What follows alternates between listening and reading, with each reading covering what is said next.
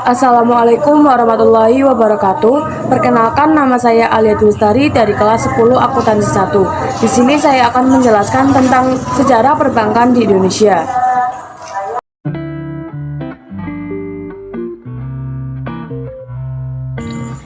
Lembaga perbankan yang hadir di Indonesia pertama kali tentunya tidak terlepas dari kolonial Hindia Belanda. Pada tahun 1747, VOC mendirikan The Bank van Lening untuk mempermudah aktivitas perdagangan VOC di Indonesia.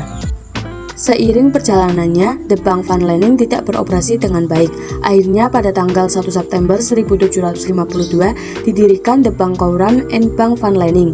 Namun The Bank Courant and Bank van Lening juga tidak berhasil beroperasi dengan baik yang berakhir dengan kebangkrutan. Pada akhir abad ke-18, VOC di Indonesia diambil oleh pemerintahan Kerajaan Belanda. Hindia Timur jatuh ke tangan Inggris setelah masa pemerintahan Herman William Daendels dan Jansen. Sejarah mencatat ada beberapa bank yang memiliki peran penting di Hindia Belanda. Bank Belanda yang berhasil berkembang dan menjadi cikal bakal Bank Sentral Indonesia adalah The Javaske Bank.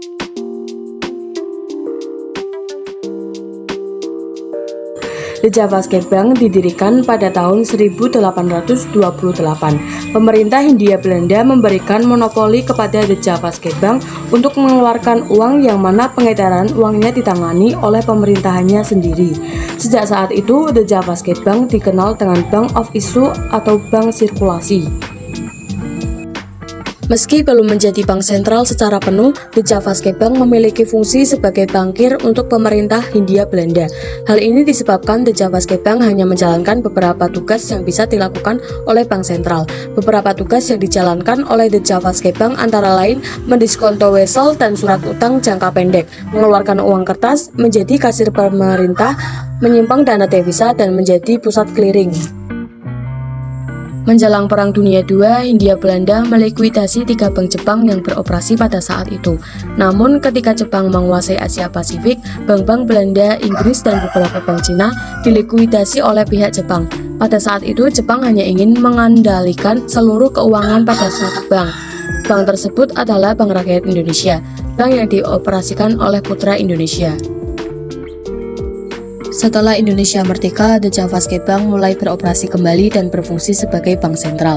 Meskipun pada saat itu The Javaske Bank masih menjadi bahan usaha swasta dan beberapa bagian sahamnya masih dimiliki oleh tangan asing.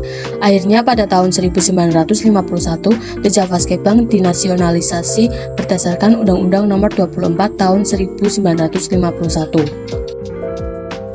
Akhirnya pada tahun 1953, untuk memberikan kemudahan menjalankan kebijakan moneter dan kebijakan perekonomian lainnya, ditetapkan Undang-Undang Pokok Bank Indonesia yang tertera dalam Undang-Undang Nomor 11 Tahun 1953. Undang-undang tersebut dikeluarkan karena mengingat bahwa The Javaske Bank masih berbadan hukum sebagai perseroan terbatas dan belum bisa leluasa dalam menerapkan kebijakan perekonomian. Pada tahun-tahun berikutnya, pemerintah Indonesia meresmikan Bank Rakyat Indonesia. Bank Rakyat Indonesia sempat berhenti beroperasi, namun bank tersebut beroperasi kembali setelah dibentuknya Perjanjian Renville. Seiring waktu berjalan, pemerintah Indonesia melakukan pemantapan kedudukan Bank Negara Indonesia. Akhirnya, ketika konferensi meja bundar, pemerintah Indonesia dan Belanda setuju untuk mengubah fungsi Bank Indonesia menjadi bank umum yang awalnya menjadi bank sentral. Sekian dari saya, kurang lebihnya saya mohon maaf. Wassalamualaikum warahmatullahi wabarakatuh.